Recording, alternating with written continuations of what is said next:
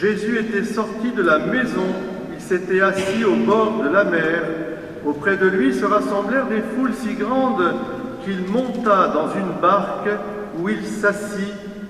Toute la foule se tenait sur le rivage. Il leur dit beaucoup de choses en paraboles. Voici que le semeur sortit pour semer. Comme il semait, des grains sont tombés au bord du chemin, les oiseaux sont venus tout manger. D'autres sont tombés sur le sol pierreux, où il n'avait pas beaucoup de terre. Ils ont levé aussitôt parce que la terre était peu profonde, mais le soleil s'étant levé, ils ont brûlé, et faute de racines, ils ont séché. D'autres sont tombés dans les ronces ont poussé et les ont étouffés. D'autres sont tombés dans la bonne terre, et ils ont donné du fruit à raison de 100 ou 60 ou 30 pour un. Celui qui a des oreilles, qu'il entende. Les disciples s'approchèrent de Jésus et lui dirent « Pourquoi leur parles-tu en parabole ?» Il leur répondit « À vous, il est donné de connaître les mystères du royaume des cieux, mais ce n'est pas donné à cela. À celui qui a, on donnera, et il sera dans l'abondance. À celui qui n'a pas, on enlèvera même ce qu'il a. Si je leur parle en parabole, c'est parce qu'ils regardent sans regarder. Ils écoutent sans écouter ni comprendre. Ainsi s'accomplit pour eux la prophétie d'Isaïe. Vous aurez beau écouter, vous ne comprendrez pas, vous aurez beau regarder, vous ne verrez pas. Le cœur de ce peuple s'est alourdi, ils sont devenus durs d'oreille, ils se sont bouchés les yeux, de peur que leurs yeux ne voient, que leurs oreilles n'entendent, que leur cœur ne comprenne, qu'ils ne se convertissent. Et moi, je les guérirai. Mais vous, heureux vos yeux puisqu'ils voient et vos oreilles puisqu'elles entendent. Amen, je vous le dis.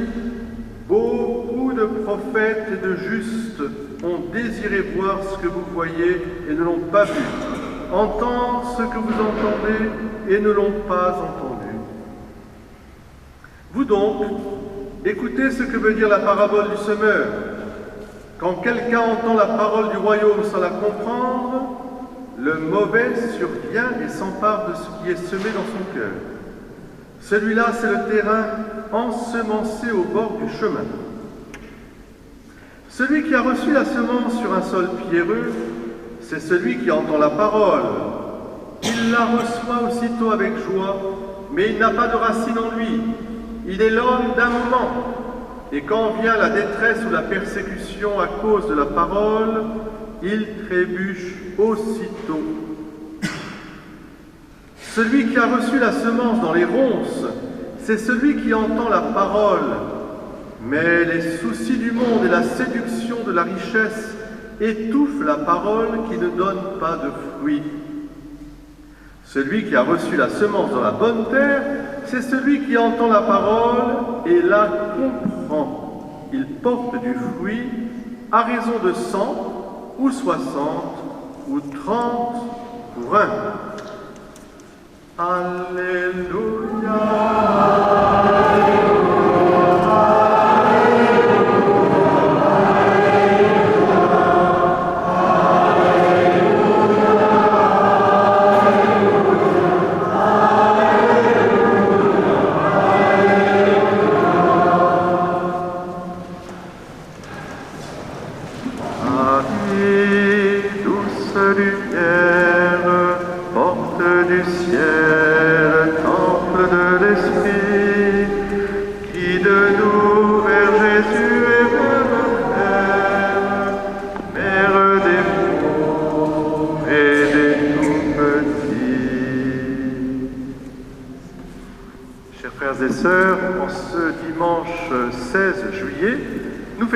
Notre-Dame du Mont-Carmel.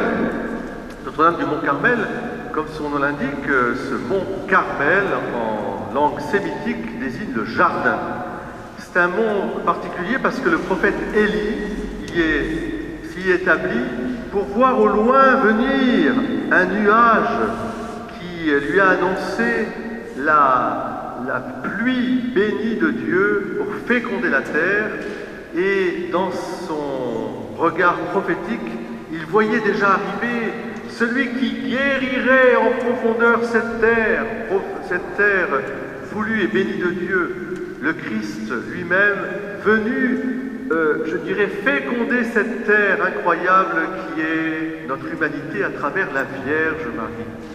Ce nuage qui arrivait et qui ombre la Vierge Marie, c'est la puissance de Dieu, de l'amour de Dieu répandu dans le sein même de Marie pour que Marie soit mère de Dieu. Alors cette vision du prophète Élie, eh bien, dans ce mont Carmel, a donné naissance depuis toujours à je dirais, une prière instante. Des religieux, des religieuses se sont installés depuis des centaines et des centaines d'années, des millénaires on peut dire, et la tradition ne s'est jamais interrompue, même sous l'occupation de Saladin, etc.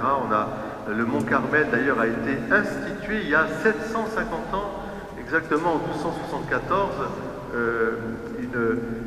voilà, le concile de Lyon qui a voulu vraiment que cet ordre du Carmel soit le rappel justement de la puissance de guérison, la fécondité à travers le rôle de Marie.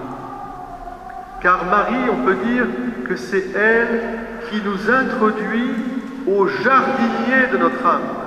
Comme Marie-Madeleine a fait la rencontre avec le Christ ressuscité au matin de Pâques, elle a cru que c'était le jardinier. Cela nous renvoyait à cette belle image du jardin d'Éden, qui est très important aussi, et qu'il faut d'ailleurs relier. On relie toute l'écriture à travers les prophéties d'Isaïe, les prophéties d'Élie, le jardin d'Éden, pour arriver avec le Christ Jésus, qui est le jardinier de notre âme, mais qui a voulu venir à nous par une jardinière, si je puis dire, Marie, à Jésus par Marie. Il y a un style marial que nous devons revêtir tout au long de notre vie, et c'est je dirais, le symbole de cette fête du Mont Carmel, avec aussi le scapulaire qui a été donné par Marie, comme une forme, au fond, pour revêtir les sentiments même du cœur doux et miséricordieux de Jésus, dans la tendresse de Marie. Eh bien, Marie a voulu donner ce scapulaire pour dire, voilà, revêtez-vous du Christ. Et le Christ va ensemencer cette bonne terre, parce que notre terre, elle est bonne et voulue par Dieu. Dieu fit l'homme et la femme, et il vit que c'était très bon. Seulement, qu'est-ce qui est arrivé? Eh bien, vous savez très bien, il y a eu, je dirais, ce que l'on peut prendre comme image d'ailleurs du jardin, de nos jardins. Il faut sans cesse sarcler nos jardins, enlever les mauvaises herbes, enlever les cailloux, ou plutôt parfois les mettre pour bien délimiter le jardin et ce qui n'est pas le jardin. Mais bref, il y a énormément de travail à reprendre toujours. Mais ce qui est important, c'est la finale de la prophétie d'Isaïe. Après avoir dit, ils n'entendent pas, ils sont tous bouchés. Quand je vous vois, je ne pense pas que vous soyez bouchés, vous êtes là ce matin, vous avez les yeux grands ouverts, les oreilles grandes ouvertes aussi.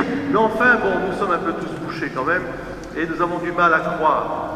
Et le Seigneur vient et il dit à la fin, oui, et je les guérirai. Parce que ce qui n'est pas possible à l'homme l'est à Dieu. Et pour autant, il faut laisser Dieu venir être le jardinier de notre âme. Comment? Eh bien, c'est le thème de cette liturgie de dimanche, à travers une vision, je dirais, de la création, une vision cosmique de ce monde qui est ensemencé. Eh bien, c'est tout le mystère de la parole de Dieu qui parcourt le monde et ne revient jamais sans avoir fait son effet.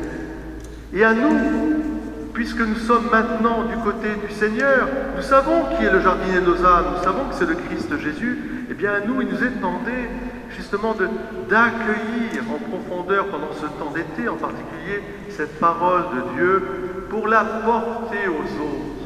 Vous voyez, il faut que nous soyons conscients de notre responsabilité dans le sens de ce que le pape François a appelé aussi une écologie intégrale. Nous nous avons, nous, à porter vraiment ce message d'évangile? Aujourd'hui, on est dans un monde de perte de sens, pas la peine d'épiloguer là-dessus. Tout le monde va dans tous les sens et on a l'impression qu'on a perdu le bon sens le plus élémentaire. Et pourtant, l'évangile ne cesse de résonner et d'être une lumière pour notre monde d'aujourd'hui. Je pense que si certains se réclament de grands économistes ou de grands philosophes, il faut voir ce qu'on appelle grand, ou de politiques, et encore là, encore pire, il faut voir ce qu'on appelle grand aussi, eh bien, pourquoi nous ne nous appuyerions pas, nous, sur l'Évangile?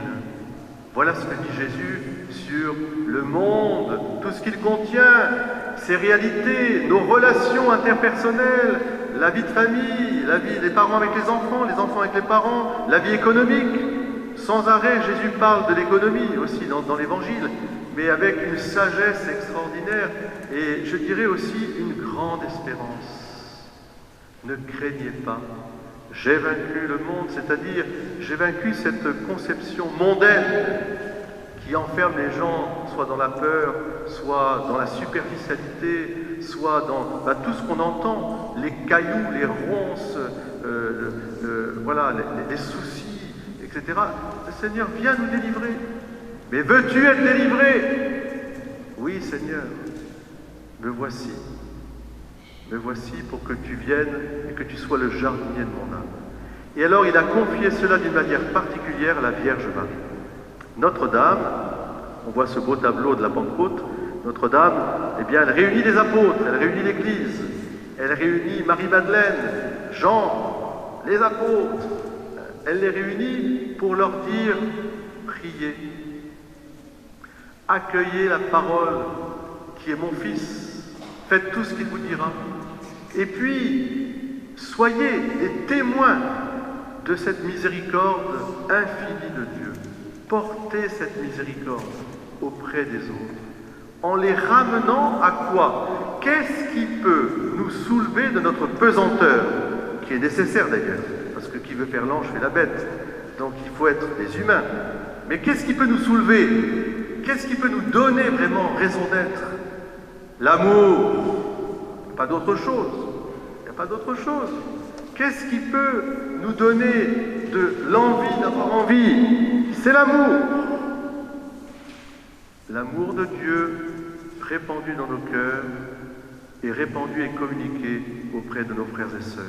Et quand je dis l'amour de Dieu, c'est la vie même de Dieu dans nos cœurs. Voilà ce que je te donne, mon frère et ma sœur. Viens recevoir la vie éternelle. J'ai soif d'éternité. J'en ai assez qu'on nous bassine du matin au soir avec toutes leurs nouvelles, qui ne sont jamais nouvelles d'ailleurs, et qui ressassent d'une manière incessante le long sanglot de l'humanité qui attend sa libération comme la création elle-même. Mais il nous faut gémir dans l'Esprit Saint. Et ce gémissement de l'Esprit Saint nous fait voir toute chose dans l'amour de Dieu. Tout est grâce. Tout est grâce. Même nos épreuves, même nos maladies, même nos échecs. Si nous les plaçons dans la lumière de Dieu, à ce moment-là, nous comprendrons la sagesse de Dieu. Nous nous mettrons à l'école de Marie. Marie a été elle-même ensemencée par la parole de Dieu pour donner naissance à Jésus, et elle nous enfante, nous aussi, dans ce jardin du paradis. Mais elle n'a jamais promis que le bonheur ici serait réalisé. Elle nous a simplement dit, elle nous a simplement promis d'abord qu'elle serait avec nous, et elle nous a promis aussi que son Fils serait toujours avec nous, comme elle est toujours avec nous. Alors je vous demande aujourd'hui de vous reconsacrer à Marie, de redire votre oui à Jésus par Marie, et d'ouvrir votre cœur avec, comme le mien, avec ses cailloux, avec ses ronces, avec ces oiseaux qui viennent. Mais n'ayons pas peur, laissons le Seigneur venir jardiner en profondeur, ouvrons notre cœur et nous consacrer à Marie. Marie.